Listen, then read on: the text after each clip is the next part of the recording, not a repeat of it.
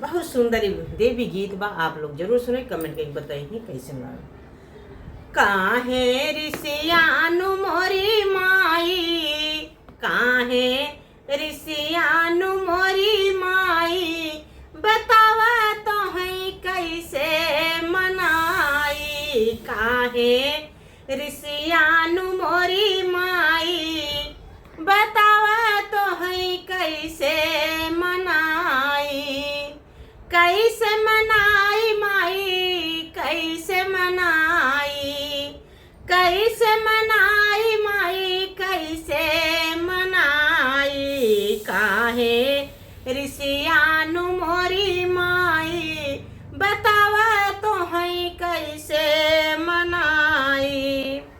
पूजा के विधि माई हम नहीं जानी, पूजा के विधि माई नहीं जानी, बतावा तो कैसे मनाई। काहे ऋषियानु मोरी माई, बतावा तो है कैसे मनाई। बगिया के फूल माई भंवरा जुठा रही, बगिया के फूल माई भंवरा जुठा रही, भंवरा जुठा रही माई, भंवरा जुठा रही। कमन फूल तोह के चढ़ाई, कमन फूल तोह के चढ़ाई, बतावा तो है कैसे मनाई। काहे ऋषियानु मोरी माई, बतावा तो है कैसे मनाई। गैया के दूधवा माई बछरू जुठा रही, गैया के दूधवा माई बछरू जुठा रही, बछरू जुठा रही माई, बछरू जुठा रही। केथुआ से तो है नहलाई, केथुआ से तो है नहलाई, बतावा तो है कैसे मनाई। काहे ऋषियानु मोरी माई, बतावा तो है कैसे मनाई। काहे ऋषियानु मोरी माई, बतावा तो है कैसे मनाई।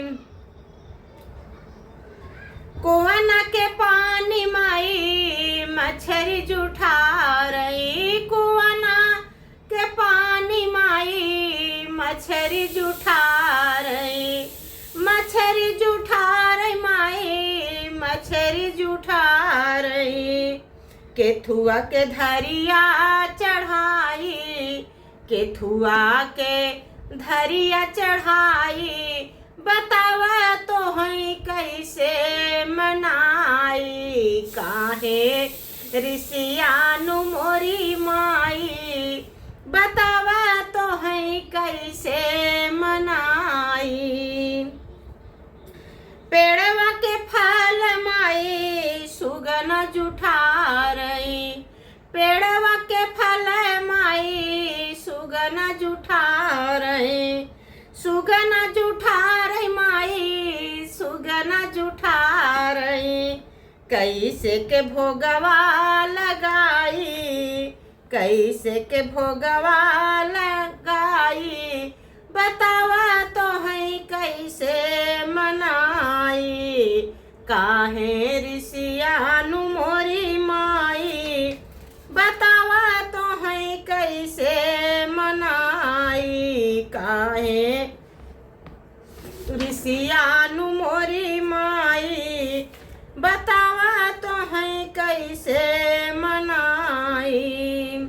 काहे ऋषियानु मोरी माई, बतावा तो है कैसे मनाई। जय श्री सीताराम, जय जय राम।